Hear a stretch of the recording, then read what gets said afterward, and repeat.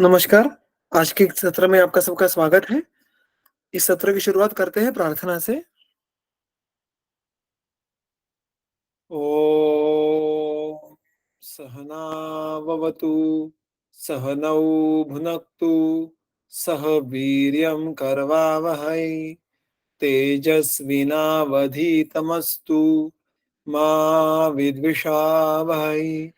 ॐ शान्ति शान्ति शान्तिः।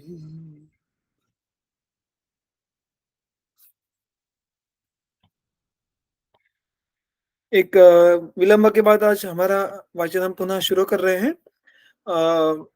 जो चरक संहिता सूत्रस्थान कल्पना चतुष्क, उसका हमने अध्ययन शुरू किया था और उसका जो पहला अध्याय है उस चतुष्क का स्नेहाध्याय, उसमें से पहले 40 सूत्रों का अध्ययन किया था और उसके बाद जो आपके सामने सूत्र है, समक्ष सूत्र है, उसका जो पहला जो उन सूत्रों का विषयांश है वो है घृत।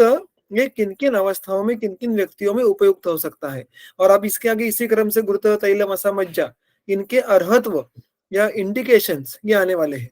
और उसका हमने केवल आरंभ किया था कि घृत ये वातपित्त प्रकृति और वातपित्त विकारी, इन दोनों प्रकार की अवस्थाओं में किस प्रकार से उपयुक्त है। और उसकी जो चक्रपाणी की टीका है उसका भी अर्थ हमने इसके पहले के सत्र में देखा था। तो आज इसी के आगे जो इस घृत के सारे अर्हत्व या इंडिकेशन से उसका हम अध्ययन करेंगे। जो सूत्र क्रमांक 41 है उसका दूसरा चरण देखिएगा। चक्षु कामाः क्षताः क्षीणा वृद्धा बालास्तथा बलाः। तो चक्षु कामाः, ये इन सारों के लिए, ये जो सारे कर्म है ना, उनके लिए वाक्य क्या बनता है? तो सर्पी पिबेयुः, जो अंतिम में मैंने अंडरलाइन किया है। तो इन सारे अवस्था ने या इन सारे व्यक्तियों ने घृत का पान करना चाहिए। यहाँ पे पान इस वैशिष्ट्यपूर्ण क्रियापद का उपयोग किया है, ये ध्यान में रखिएगा। सेवन करना या खाना ऐसी बातें नहीं की है, पान कीजिएगा। तो प्रायः यहाँ पे सर्पी द्रुत करके विलयित करके सेवन करना अपेक्षित है, ये बात सुस्पष्ट हो जाती है। अब चक्षु कामः, चक्षु और उनकी कामना रखने वाले। अब यहाँ पे चक्षु इस अवयव विशेष जहाँ पे चक्षुरेंद्रिय का आश्रय रहता है, इसका उल्लेख किया है। और ये सब बात सबको ज्ञात है कि बाकी किसी भी अवयव से अधिक जो गुरुत्व का अच्छा कार्य देखने के लिए मिलता है वो हमें चक्षुओं में देखने के लिए मिलता है। अगर आप देखने के लिए जाए तो नेत्र रोग प्रतिशत के जो भिन्न भिन्न व्याधि है, मुख्यत्वे तिमिर या दृष्टिगत व्याधियों में हमें विभिन्न सिद्ध गुरुत्व या अनुपान स्वरूप गुरुत्व का उपयोग बहुत अधिक प्रमाण में देखने के लिए मिलता है। और इसलिए जो हमारी सद्य परिभाषा में हम जिसको गामित्व कहते हैं, या ग्रंथोक्त परिभाषा में जिसको अधिकरण कहा जाता है, यत्र कुर्वन्ते स अधिकरणः, कि जहां पे कर्म किया जाता है द्रव्य के द्वारा उसको अधिकरण कहा जाता है। ऐसे हर द्रव्य के कुछ गिने चुने विशिष्ट अधिकरण होते हैं जहां पे उसका विशेष कार्य देखने के लिए मिलता है। वैसे घृत इस द्रव्य के लिए, इस स्नेह के लिए चक्षु ये उसका अधिकरण है, मुख्य कार्य क्षेत्र है। तो चक्षु कामा का अर्थ क्या हुआ? चक्षुओं की कामना करने वाले। इसका मूलतः अर्थ क्या लेना है? तो जो चक्षुओं के स्वास्थ्य की कामना करते हैं, चक्षुओं का स्वास्थ्य कैसे प्रतीत होगा? तो उसका जो कार्य है, उसका कार्य क्या है? तो जो रूप नामक जो अर्थ है उसका सम्यक ग्रहण करना, वो जितना अच्छा हो पाए उतना चक्षु के स्वास्थ्य के लिए उसका उत्तम वो एक पैरामीटर है। तो इसीलिए हमारी जो दृष्टि कहते हैं, हम जो हमारी विजन कहते हैं, वो अच्छी बना के रखने के लिए और उसको और सुधारने के लिए, देखिएगा आगे चलकर जब कल्प देखने के लिए मिलते हैं भिन्न भिन्न अनेक प्रकार के, उत्तर स्थान में वाग्भट के, वहां पे वो कल्पों की फलश्रुति में द्रुध्रवत नेत्र हो जाएंगे, तार्क्षवत नेत्र हो जाएंगे, यानी गरुड़ या गृध्र यानी वल्चर। तो इस प्रकार के पक्षी जो आकाश में बहुत ऊंची उड़ान भरते हैं और वहां से उनको जमीन पे जो भी उनका भक्ष्य है वो दिख जाता है, इतनी उनकी जो दृष्टि है वो तीक्ष्ण सूक्ष्म होती है। उस तुल्य दृष्टि प्राप्त करने के कल्प उपाय हमारे ग्रंथ में दिए हैं। तो हमें जो प्रायः कोई अगर व्याधि या रोगों की उपस्थिति नहीं हो तो हमारी जो सामान्य दृष्टि है उसको और अच्छा और तेज करने की और क्षमता बढ़ाने की भी जो व्यवस्था है वो हमारे ग्रंथों में साधनों के द्वारा की है। तो कहने की बात यह है कि चक्षु कामा से केवल मेंटेनेंस ये ऐसा अपेक्षित नहीं है, तो बेटरमेंट ऑफ नॉर्मल दृष्टि ऑल्सो कैन बी पॉसिबल, ये बात यहाँ पे समझना आवश्यक है। क्षतः और क्षीण, ये प्रायः बहुत बार दो परिभाषाएं एक साथ आ जाती है। क्षत का अर्थ है यहाँ पे उरक्षत, ऐसे लेना है। उरक्षत नाम का जो अध्याय है, जो व्याधि है, चरक सूत्रस्थान चरक चिकित्सा अध्याय क्रमांक 11, उसमें ये बातें आगे पीछे आ जाती है। तो अति आयास, मुख्यत्वे जो साहस कर्म है, शरीर बल को लांग कर कोई प्रज्ञापराजन्य बला कर्म करना, उसके द्वारा जो उरक प्रदेश में अभ्यंतर क्षतों की उत्पत्ति होती है और फिर उसके आगे चलकर धातु क्षय कास इत्यादि लक्षण उत्पन्न होते हैं, वो उरक क्षत है। और क्षीण, इस परिभाषा जो भिन्न है, उसका केवल केवल अर्थ है कि धातु क्षीणता, विशिष्ट हेतुवशात धातु क्रमशः क्षीण होते गए। तो क्षत यानी उरक क्षत और क्षीण यानी धातु क्षीण, इन दोनों में गुरुत्व का उपयोग होता है। अब अगर देखो तो क्षत क्षीण ऐसा साझा करके जो पूरा अध्याय आता है, उसमें सिद्ध घृत, सर्पी गुड़, इनके बहुत सारे वर्णन है। अमृत प्राश उसमें से बहुत प्रसिद्ध कल्प है, और ऐसे सारे कल्पों में घृत, ये मानो ये सबसे अधिक वार आने वाला द्रव्य स्नेह है। तो इस प्रकार का जो अभ्यंतर क्षत होता है, उस क्षत के संधान के लिए, रोपण के लिए गुरुत्व महत्वपूर्ण है। और अर्थात पहले भी संदर्भ आ चुके हैं, आगे भी हम देखने वाले हैं कि धातु स्नेह परंपरा को अच्छे करने वाला सबसे बढ़िया स्नेह जो है वो घृत है। तो इन अवस्थाओं में हमें जो उरक के अंदर जो भी व्रण है उसका रोपण करना होता है, और रक्तक्षय जन्य या वात प्रकोप जन्य जो धातुक्षय है उसको भी कम करना होता है। इन दोनों बातों के लिए घृत ये आप सिद्ध करके अर्थात और अच्छे से उपयोग में उसको ला सकते हैं। वृद्धा बाला तथा अबलाहा, यहाँ पे वृद्ध और बाल ये उनके वयशः या वयकृत बल के अनुसार अल्प बल है, अतः उन दोनों में भी घृत का हम युक्तिपूर्वक उपयोग कर सकते हैं। अब बाल ये जो होते हैं, वो तो वैसे देखने के लिए जाए तो उनका प्राकृत जो दोषावस्था है वो कफ प्रधान रहती है, वयोरात्रि भुक्तानामी सूत्र के अनुसार। तो उनमें कफ वृद्धि की अपेक्षा नहीं है, स्नेहन की अपेक्षा अत्यधिक नहीं है, किंतु जो विवर्धमान धातु अवस्था है, पहले 16 साल जो बाल्यावस्था है उसमें धातु ये क्रमशः विवर्धमान होते हैं और फिर वो स्थिर हो जाते हैं। तो ये सब धातु विवर्धमान होने वाले हैं, जो आगे पूरे आयुष्य में हमारे साथ होने वाले हैं। उसी समय अगर घृत जैसे द्रव्य का संस्कार हमारे शरीर पे हो, उस घृत के द्वारा धातुओं की निर्मित हो, उत्पत्ति हो, तो धातु भी सारवन उत्पन्न होते हैं और धातु स्नेह परंपरा अच्छी बनी रहती है। अतः बाल्यावस्था में भी युक्तिपूर्वक स्नेह का लेने का वचन है। अगर आप देखने के लिए जाओ तो अष्टांग हृदय ने, संग्रह ने, सुश्रुत ने, ये उनके उनके जो नवजात सद्यजात बालक की परिचर्या है, उसके अंत में उन्होंने क्षीरप, अन्नाद, क्षीरान्नाद, इन तीनों अवस्थाओं में भिन्न भिन्न सिद्ध घृत नियमित रूप से रसायन स्वरूप देने का उल्लेख किया है, जो बात प्रायः हम आज भूल जाते हैं।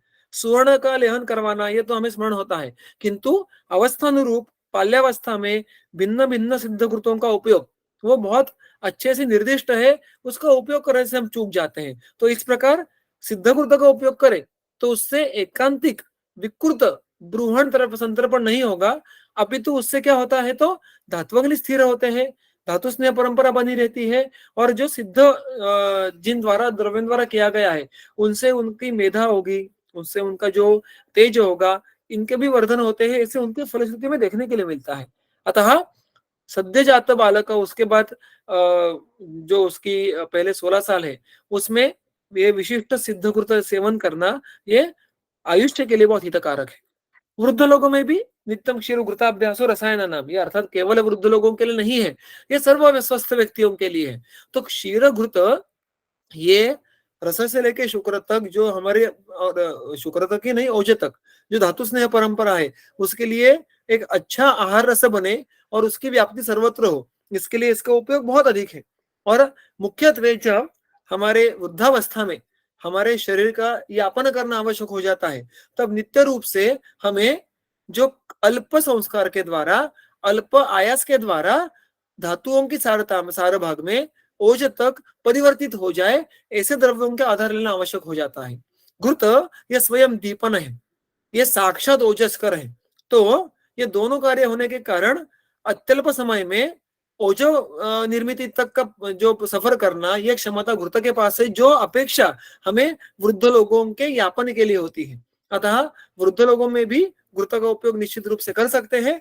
अबलाह, ऐसे भी और कोई अन्य कारणों के कारण अगर बल क्षय हुआ हो तो वहां पर भी हम अर्थात युक्ति पूर्वक घृत का उपयोग कर सकते हैं। यह बात हम समझ के ले सकते हैं।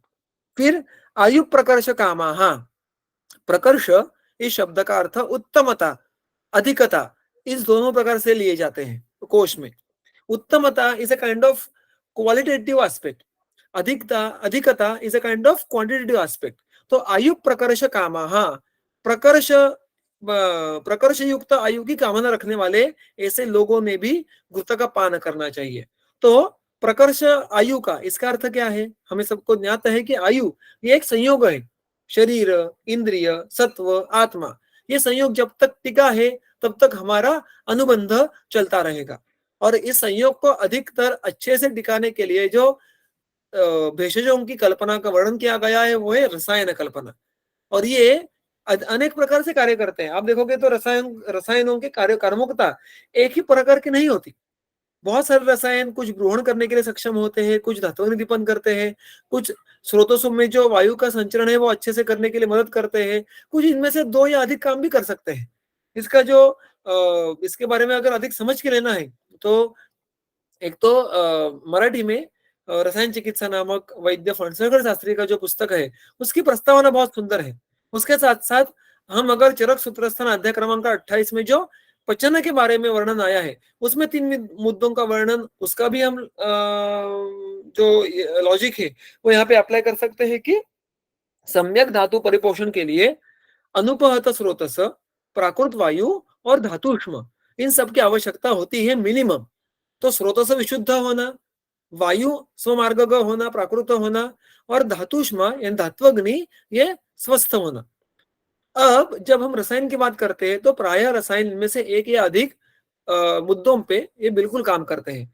हमें किस प्रकार से रसायन कर्मों की अपेक्षा सामने के व्यक्ति में है ये अगर पक्का हो जाए तो हम योग्य रसायन का चयन कर पाएंगे। और इस पार्श्वभूमि से अगर हम घृत की तरफ देखें तो घृत ये स्नेहन तो करता है, दीपन, और दीपन भी कैसे करता है तो अग्नि को बल देता है।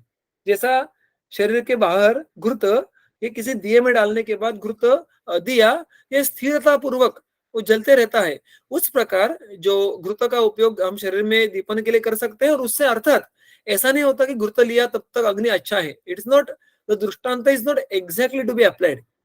दो बातें, एक तो घृत ये शरीर के भीतर का जो सारभूत स्नेह भाग है उसको अच्छा बना के रखते हैं, जो धातु जो अग्नि के लिए आवश्यक होता है।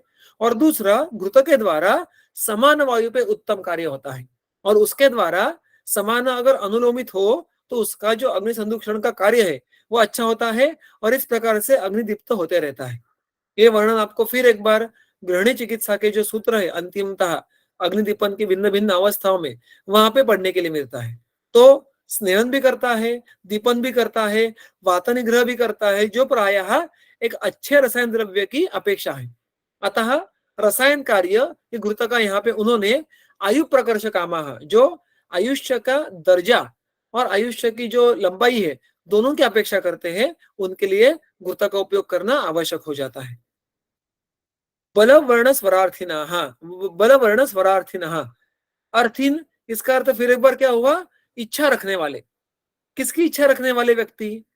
बल, वर्ण, स्वर। तो बलवर्धन, वर्णवर्धन, स्वरवर्धन, ऐसा केवल वर्धन ऐसी अपेक्षा नहीं है। वर्ण बढ़ना, स्वर बढ़ना, ये बहुत ही क्रूड ट्रांसलेशन हो गया। बल वृद्धि तो हम समझ सकते हैं, लेकिन वर्ण प्रसादन ये उसका योग्य विशेषण है। स्वर प्रसादन अब अगर देखने के लिए जाए तो प्रायः जब जब धातुओं के सारता के बारे में वर्णन करना है या ऐसे कल्पों के बारे में वर्णन करना है कि जिसके विशेष रसायन कार्य है, तो उनमें बल, वर्ण, स्वर, इन शारीर भावों का उल्लेख आ ही जाता है, क्योंकि ये भाव प्रायः शरीर के धातुओं के अच्छे स्थिति के निदर्शक है। ये धातु सारता के निदर्शक है। अब कुछ विशिष्ट धातु कुछ विशिष्ट शरीर भाव में अधिक कंट्रीब्यूट करेंगे, वर्ण के लिए रक्त का कंट्रीब्यूशन थोड़ा अधिक होगा अन्य धातुओं से, स्वर के लिए मेद, शुक्र, इनकी इन्वॉल्वमेंट अधिक होती है। तो ये अगर हम ग्रंथ पढ़े तो ये तर्क पक्के होते जाते हैं, और इस प्रकार से जो धातु सारता इतनी अच्छी करने की क्षमता रखे कि उसके जो अंतिम रूप है, जो अंतिम लक्षण है, अच्छा बल होना, वर्ण प्रसन्न होना, स्वर, मैंने जहाँ पे लिखा है को क्वालिटेटिव इंप्रूवमेंट, केवल बड़ी आवाज होना ऐसी अपेक्षा नहीं है। जो स्वर के आदर्श मुद्दे हैं, मृदु होना, गंभीर होना, अधिक काल तक भाषण करने के बाद भी उसमें दौर्बल्य न आना, ये सारी छटाएं हम यहाँ पे बल, वर्ण, स्वर इनके इच्छुकों के अनुषंग से ले सकते हैं। और ये सारे इनमें उपयोग में लाने के लिए घृत ये सर्वश्रेष्ठ स्नेह द्रव्य है। अर्थात हम जब इतनी सारी बातें देख रहे हैं तो केवल सामान्य गोघृत का वैसे ही उपयोग कीजिएगा ऐसी अपेक्षा नहीं है। अब अगर सिद्ध घृत करोगे तो अर्थात इन कार्यों में विशेष रूप से बढ़ोतरी होगी। तो जो आपकी अपेक्षा है वैसे द्रव्यों का चयन कीजिएगा, घृत सिद्ध कीजिएगा और उसको उपयोग कीजिएगा, तो आपको इनमें से फल योग्य प्राप्त होने में मदद होगी। पुष्टि कामाहा, पुष्टि का अर्थ होता है उपचय। It literally means physical growth. So ये पुष्टि और जो अन्य परिभाषा है उनमें ये फर्क है कि पुष्टि या उपचय ये हमें दर्शनगम्य प्राय होता है। हम कहते हैं किसी का बिल्ट बढ़ा, किसी का मसल साइज बढ़ा, ये जो हमारी भाषाएं होती है ना, कि हमें ऐसी वृद्धि होती धातुओं की वो हमें दृष्टिगम्य हो, नजर आए, देखने के लिए मिले। क्योंकि हमेशा संतर्पण होता है तो उपचय होना ही चाहिए ऐसा बिल्कुल आवश्यक नहीं है। बलवर्धन होता है तो हर बार उपचय या पुष्टि होनी चाहिए ऐसा नहीं है। पुष्टि ये संतर्पण का एक एस्पेक्ट है। प्रायः मांस धातु, मेद धातु इनकी सम्यक वृद्धि के कारण योग्य पुष्टि होती है, और अतिवृद्धि के कारण फिर क्या होता है, तो हमने मांस वृद्धि, मेद वृद्धि के जो सूत्र है वो सबको स्मरण है। गंडा रुद्र ग्रंथि गंडो रुद्र वृद्धिता कंठादिशु अधिमांसम च। तो ये क्या होगा, अधिमांस, गंड, अर्बुद, ये विकृत पुष्टि हो गई, एक प्रकार की अधिक पुष्टि हो गई जो दर्शनगम्य है। स्विक्स्तन उदर लंबनम, ये मेद का जो हमें रूप देखने के लिए मिलता है अतिवृद्धि के बाद, वृद्धि के बाद, ये भी पुष्टि का विकृत वर्धन है। तो सम्यक पुष्टि यानी जो मांस का लेपन कार्य है, मेद का स्नेहन कार्य है, वो दृष्टिगम्य हो, इतना अच्छा होना, ये पुष्टि कामा है, ये पुष्टि है। और इस प्रकार की पुष्टि की कामना कौन करेंगे, जो कृश है, जो जिनमें कार्यशन नामक विकृति है, उनके लिए, जो मांस में क्षीण है, उनके लिए ये बात बहुत ही उपयुक्त सिद्ध होती है। देखिएगा, हम बहुत बार ऐसा कहते हैं कि अब वो रुग्णों को कहने की बात भिन्न, लेकिन ये बात हमारे समझ में होनी चाहिए कि घृत भी अगर अयथावत उसका उपयोग किया जाए, एम्पिरिकली अधिक मात्रा में अगर उसका उपयोग किया जाए, तो वो भी आवश्यकता से ज्यादा लेने के बाद मांस मेद की विकृत वृद्धि करने की क्षमता रखता है, क्योंकि वो उसका गुण सामान्य द्रव्य है। तो ऐसा नहीं है कि आप कितना भी घी खाओ उससे कोई विकृति नहीं होगी, घी हमारा दोस्त है तो वो कभी मेद नहीं बढ़ाएगा, ऐसा कुछ नहीं है। There is a very beautiful sutra in चरक सूत्रस्थान अध्याय क्रमांक 25 कि भाई कोई भी आहार द्रव्य होगा तो वो सामान्यतः एकांतिक पथ्य, एकांतिक अपथ्य, या वो हमेशा के लिए अपथ्य, ऐसा बिल्कुल नहीं होता। किसी अपथ्य द्रव्य को भी पथ्य में लाने के लिए या किसी पथ्य द्रव्य का भी योग्य उपयोग करने के लिए हमें युक्ति और उसके लिए फिर मात्रा, काल इत्यादि जो बातें हमें सबको ज्ञात है, उसका उपयोग करना आवश्यक होता है। ऑन द कॉन्ट्ररी, अगर घृत जैसा सदा पथ्यकर द्रव्य भी अयोग्य विधि से सेवन किया जाए तो वो भी विकृति ला सकता है, ये बात समझना आवश्यक है। और इसलिए जिन जिन भाव पदार्थों पे, जिन जिन धातुओं पे घृत का विशेष कार्य यहाँ पे हम समझ रहे हैं, उन पे ही उसकी विकृति आगे चलकर दिख सकती है, इस बात को हमें भूलना नहीं है। प्रजा कामाहा, प्रजा की कामना रखने वाले। अब अगर प्रजा की कामना रखनी है यानी गर्भ या अपत्य, इसकी कामना रखनी है, तो अर्थात सबसे आवश्यक बात है वो पुरुषों में शुक्र और स्त्रियों में शोणित। तो अच्छे दर्जे का और योग्य मात्रा में शुक्र और शोणित की उत्पत्ति होने के लिए दोनों में, अर्थात योग्य द्रव्य से सिद्ध घृत का उपयोग करें, तो ये बात हम सब जानते हैं कि उससे शुक्र शोणित की उत्पत्ति अच्छी होती है। व्यवहार में भी हम फल घृत से लेके शतावरी घृत तक, कल्याण का घृत हो, दाढ़ीमादी घृत हो, इन सारे घृतों का उपयोग शुक्र अर्थ या उस संबंध जो स्रोत विशेष है उस पर बहुत अच्छा होता है। तो जो स्वस्थ प्रजा की उत्पत्ति का कामना रखते हैं, उनमें मुख्यत्वे शुक्र या शोणित पे कार्य करना हो या उनके स्थान पे कार्य करना हो तो घृत ये एक योग्य सुयोग्य द्रव्य ये माना जाएगा। सौकुमार्य अर्थिनः, अर्थिनः इच्छुक होने वाले। सौकुमार्य, सुकुमार का शब्दशः अर्थ जो शब्द कल्प ध्रुव में दिया है वो है कोमल। तो कोमल शब्दशः अर्थ है softness. So those who seek softness, बहुत ही सुस्पष्ट उदाहरण है कि त्वचा। ऐसा देखिएगा कि जिनको जो इच्छा है, जो जिनको ये इच्छा है वो घृत का सेवन कर सकते हैं। सौकुमार्य ये हमारे ये सारे व्यक्तियों ने सौकुमार्य होना आवश्यक है ऐसी कोई अपेक्षा नहीं है, किंतु आपका जो धर्म है, धर्म यानी आपका जो कर्तव्य है, उसके लिए समझो आपका कोई प्रोफेशन होगा, कोई नौकरी होगी, कोई काम करना होगा, उसमें आपको सौकुमार्य होना, त्वचा में या मांस में वहां पे मुलायम होना, उनको एक प्रकार का कोमलत्व होना ये अपेक्षा होगी, तो वो घृत आपको प्रदान करेगा।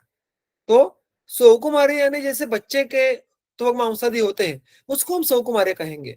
वैसी अपेक्षा होने वाले व्यक्ति भी घृत का स्नेह के स्वरूप में सेवन करना उनके लिए योग्य होता है। अब आगे का वर्णन देखिएगा। दीप्त्यौज स्मृति मेधाग्नि बुद्धीन्द्रिय बलार्थिनः।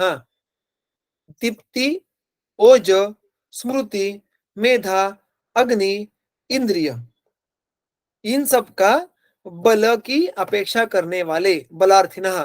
चक्रपाणि स्वयं कहते हैं बलार्थिनः इति अत्र बल शब्दः स्मृत्यादिभिः संबध्यते।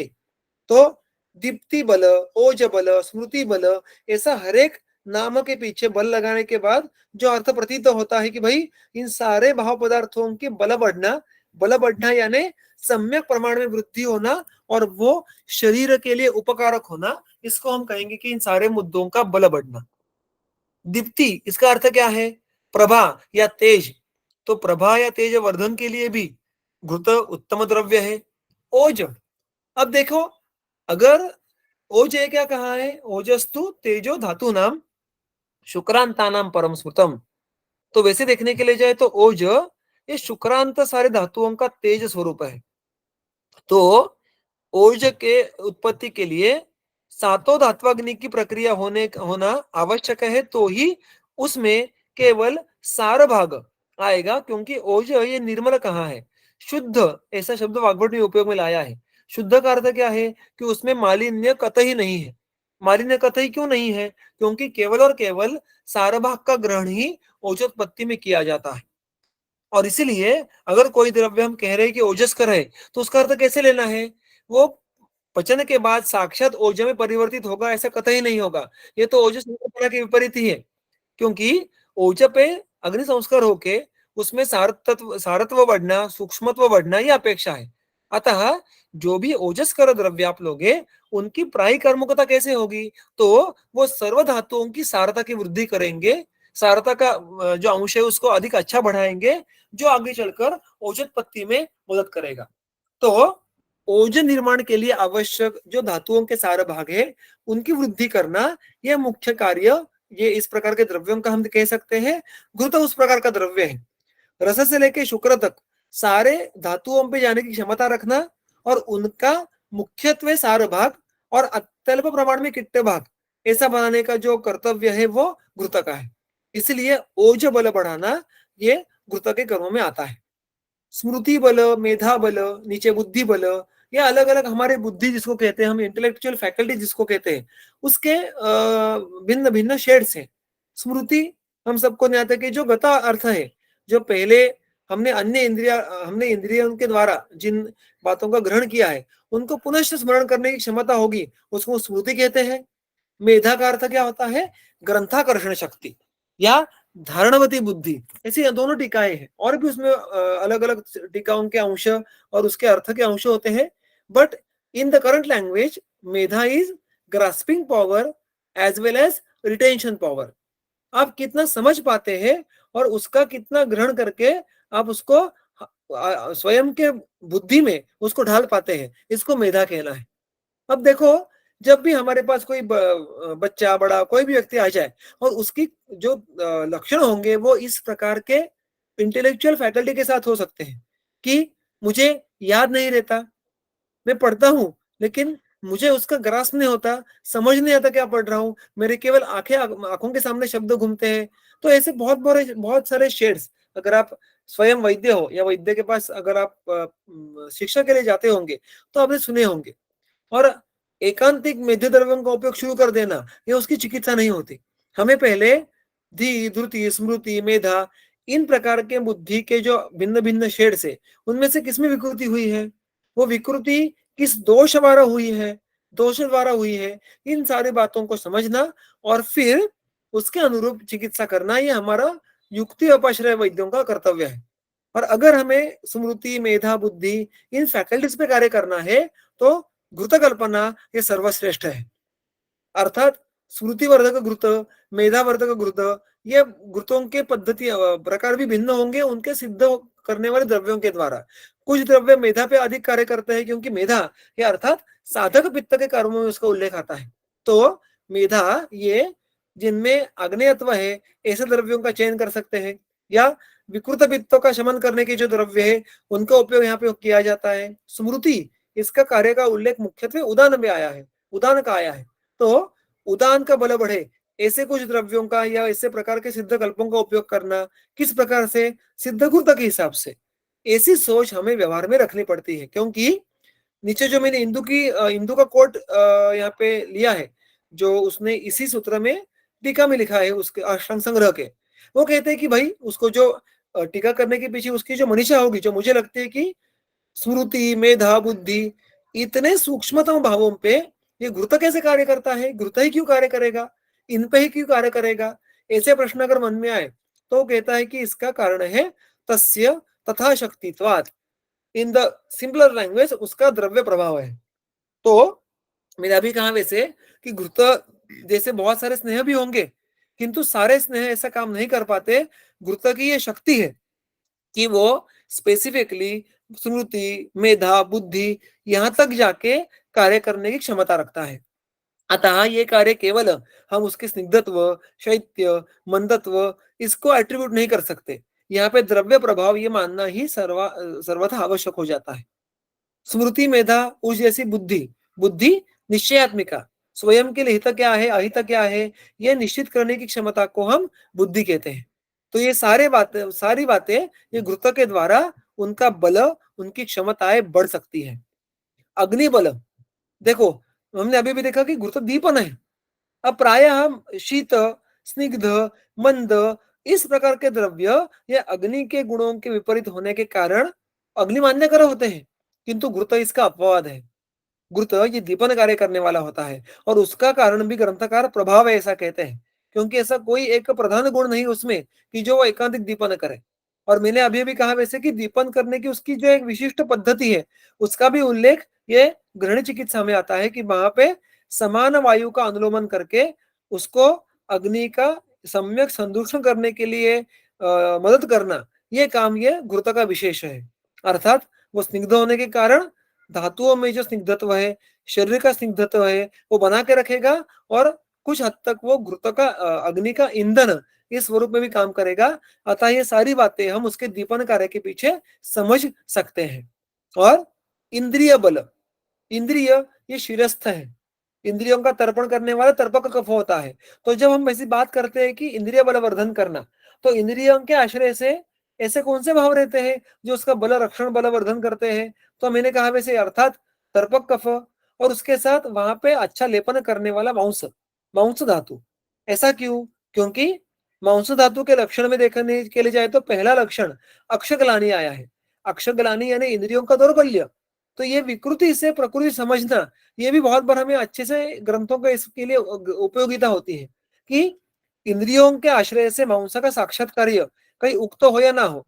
अगर मांस क्षय से अक्ष ग्लानि होगी, तो अर्थात मांस का प्रमाण योग्य होगा, तो अक्षों की ग्लानि नहीं होगी, इंद्रियों को ग्लानि नहीं आएगी, वो उनका कार्य सम्यक रूप से करेंगे।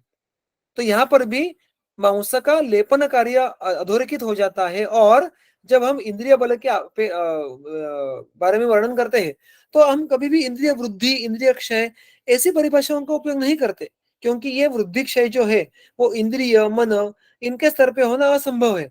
अतः यहाँ पे इंद्रिय बल वृद्धि यानी इंद्रियों की जो विषयों की ग्रहण क्षमता है उसको बढ़ाना, उसको सटल सूक्ष्म करना, इससे लेना है।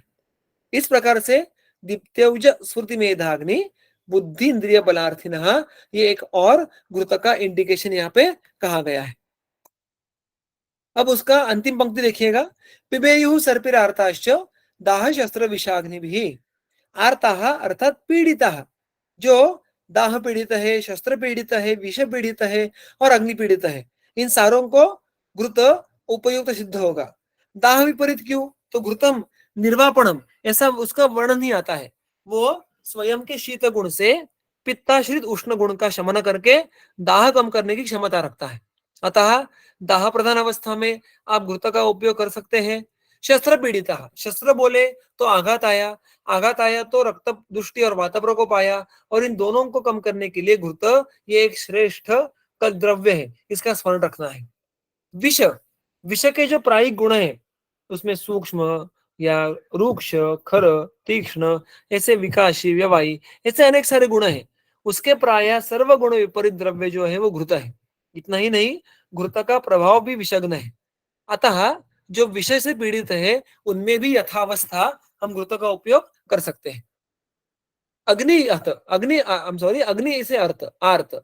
अब ये जो प्राय बर्न्स होते हैं इस प्रकार की, या अग्निकर्म करते करते मिथ्या योग अति योगादि हो गए, तो वहां पर भी घृता का उपयोग हम निश्चित रूप से कर सकते हैं। अब यहाँ पे कौन से अग्निकर्म में, किस प्रकार के अग्निकर्म में घृत का वहां पे उपयोग में लाना है, ये सूक्ष्म जो बातें हैं वो आपको अग्निकर्म के योग अति योग मिथ्या योग में पढ़ने के लिए मिलेंगी।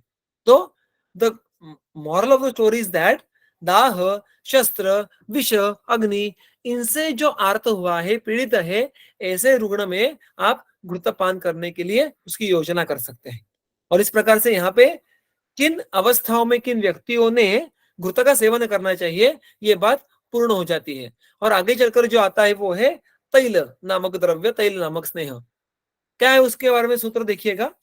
प्रवृद्ध श्लेष्म मेदोस्काः चल स्थूल गलोदराः वातव्याधिभिराविष्टा वात प्रकृतयश्रये बलम तनुत्वं लघुतां दृढ़तां स्थिरगात्रतां स्निग्धश्लक्षण तनुत्वक्त्वां ये च कांक्षति देहिनः कृमिकोष्ठा क्रूरकोष्ठास्तथा नाड़ीभिरार्दिताः पिबेयुः शीतले काले तैलम तैलोचिताश्च। ये एक एक करके हम सूत्रों को आगे देखते जाएंगे। तैलम पिबेयुः, तैल का पान करना चाहिए। किन लोगों ने? जिनका प्रवृद्ध श्लेष्म मेदस्क, जिनमें कफदोष और मेद धातु ये प्रमाण से अत्यधिक वृद्ध है। प्रवृद्ध प्रकर्षेण वृद्ध, तो कफ क्षयार्थ, मेद क्षयार्थ तैल का उपयोग कीजिएगा, ऐसा सुस्पष्ट रूप से कहा गया है। और ऐसे वैद्यों में भी बहुत आजकल प्रचलित है कि मुख्यत्वे जब ऐसी मेदोवृद्धि देखने के लिए मिलती है, मुख्यत्वे आजकल लड़कियों में, स्त्रियों में हमें ऐसा देखने के लिए मिलता है कि रसमेद वृद्धि विकृत होती है, और उसके साथ प्रवर्तन का जो प्रमाण है वो भी कम होता है। और तैल ये ऐसा एक द्रव्य है कि जो विकृत कफ, विकृत मेद, इनका क्षपण करता है और आर्तवोत्पत्ति के लिए वो मदद करता है। इसलिए तैल का सेवन करने के लिए, आर्तव वृद्धि के लिए तैल का सेवन करे, ऐसे निर्देश हमें ग्रंथों में भी देखने के लिए मिलते हैं। तो ऐसी अवस्थाओं में समूर्छित तैल का, सिद्ध तैल का पानार्थ प्रयोग करना, जिससे विकृत कफ मेद का क्षय होना और उसके साथ साथ आर्तव वृद्धि होना संभव हो जाता है। इसलिए तैल पान यहाँ पे एक अच्छा मार्ग हमें प्राप्त होता है। चल स्थूल गल उदराहा, गल और उदर ये केवल वृद्ध होना और उनकी वृद्धि होके वो चल तथा स्थूल होना, ये थोड़ी भिन्न भिन्न बातें हैं। मैं बहुत बार कहता हूं वैसे कि आप अगर किसी के पेट जो बड़े हुए हैं, आगे आए हैं, ऐसे देखने के लिए जाए तो हमें उसमें भी भिन्न प्रकार देखने के लिए मिलते हैं। कुछ लोगों के सीधे सामने उभड़ के आते हैं, कुछ लोगों के नीचे लंबन होता है, जिनका उल्लेख हमें मेदोवृद्धि में देखने के लिए मिलता है। स्विक स्तन उदर लंबनम, लंबनम टू हैंग, ये शैथिल्यवाचक शब्द है। तो जब ये स्पेसिफिकली कहते हैं कि स्थूल गल, स्थूल उदर, यानी आकृतितः वृद्ध गला होगा, जिसको आजकल डबल चिन कहते हैं, उदर होगा, पेट बड़ा है, यहाँ तक ठीक है। लेकिन उनका चल होना, यानी वो अगर हम चलते हैं तो हमारे साथ वो भी हिलते डुलते हैं, गला होंगे उधर होंगे। तो इस प्रकार का शैथिल्य ये क्लासिकल मेदो वृद्धि का निदर्शक है। और मुख्यत्वे इस प्रकार से गल उदर और अन्य भी मेदो संचिति की जगहों से विकृत मेदो को कम करना है, तजन्य शैथिल्य को कम करना है और संवदत्व फिर प्रस्थापित करना है, तो उसके लिए तैल का पान करना एक उत्तम उपाय सिद्ध होता है। वातव्याधि भी आविष्टाः वात प्रकृतयश्चैव, इसके बारे में जैसी चर्चा घृत सेवन के समय हुई थी, वैसे यहाँ पर भी है। यहाँ पे अर्थात पित्त का उल्लेख नहीं आया है, क्योंकि तैल के काफी गुण ये पित्त की वृद्धि कर सकते हैं, किंतु तैल के सूक्ष्म छोड़ के सारे गुण ये वात के विपरीत है। अतः जब केवल वात व्याधि हो, नानात्म जब वात जो होता है वो स्वयं के हेतुओं से प्रकोपित ऐसे, और उसके साथ साथ अगर वात प्रकृति का गुण भी हो और उस गुण को कफ प्रकोप के अल्प लक्षण हो या पित्त के थोड़े से लक्षण हो, तो वहां पर भी हम तैल का उपयोग प्रकृति विपरीत इस उपशय के नाम से कर सकते हैं। अर्थात यहाँ पे केवल वात का उल्लेख है, अन्य दोषों का उल्लेख नहीं है। अब फिर एक बार ये सेवन किसने करना है, ये च कांक्षति देहिनः, ऐसा और एक सूत्र जो 45 क्रमांक का है। जो किसकी आकांक्षा करते हैं, बल, तनुत्व, लघुताम, दृढ़ताम, स्थिर गात्रताम, ये एक सेट हुआ। और स्निग्ध श्लक्ष्ण तनु त्वक यानी त्वचा, ये दूसरा सेट हुआ। जो व्यक्ति बल की अपेक्षा करते हैं किंतु केवल बल, तो अन्य भी स्नेह देंगे, घृत भी देता है, तो इस बल के साथ जो बाकी आगे के फैक्टर्स है ना, वो अधिक महत्वपूर्ण है। तनुत्व, लघुता, दृढ़ता और स्थिर गात्रता। यहाँ पे तनुत्व का अर्थ क्या है, तो शब्द से अर्थ क्या होता है उसका, थिन और फाइन यानी पतला। तो जब अब देखिएगा वैसे देखने के लिए जाए तो बल और तनु ये हमें प्रथम दर्शनी विपरीत कर्मों के या विपरीत गुण प्रतीत होते हैं, किंतु तनुत्व यहाँ पे क्या अपेक्षा है, तो जो अतिरिक्त मैंने अभी अभी कहा वैसे क्लेद होगा, मेद होगा, उनको दूर करके थिननेस लाना, फाइननेस लाना और फिर उसको तनु कहलाना, ये यहाँ पे अपेक्षा है। और जब यह होता है तब उसके साथ साथ बल भी बढ़ता है, क्योंकि अतिरिक्त क्लेद कम हुआ होता है और आवश्यक पृथ्वी महाभूत की आपूर्ति होती है। और इसीलिए तनुत्व आना बहुत सारे लोगों में ऐसा देखने के लिए मिलता है कि भारक्षय होता है और इन पैरेलल बल वृद्धि होती है। तो इसी प्रकार जब हमें स्थूलता कम करनी है, शैथिल्य कम करना है, किंतु बल को बढ़ाना है, तो तैल ये उसके लिए एक श्रेष्ठ द्रव्य है।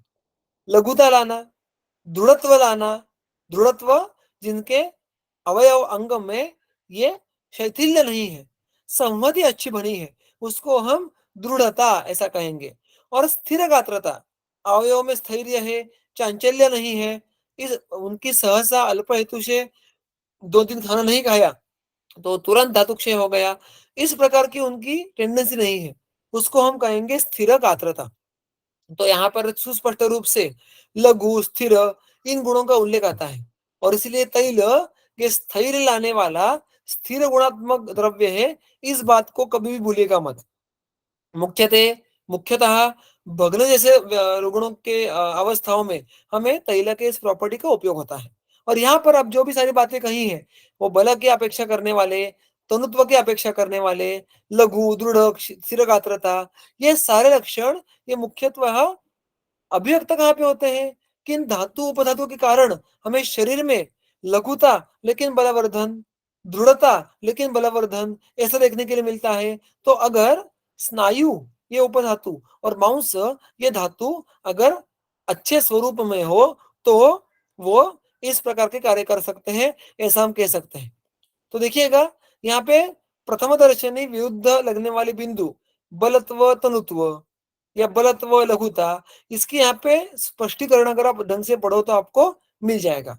तो इन सारों की आकांक्षा करने वाले व्यक्तियों को भी तैलपान ये इंडिकेटेड कहा गया है।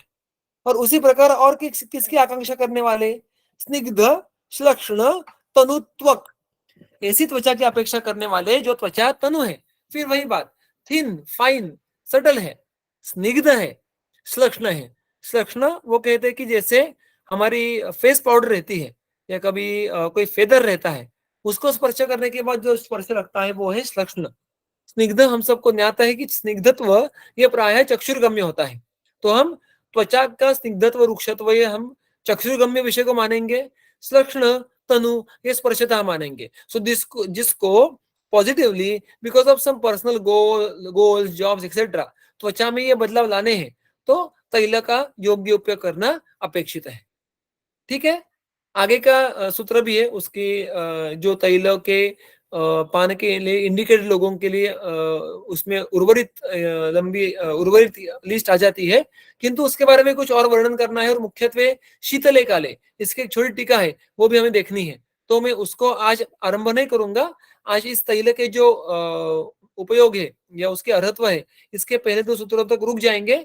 तीसरा सूत्र हम इसके आगे के सत्र में लेंगे। तो आज किसी को आज के विषय के बारे में या इसके पहले के विषय के बारे में कोई प्रश्न हो तो वो पूछ सकते हैं, अन्यथा आज का सत्र यहाँ पे समाप्त करेंगे। धन्यवाद।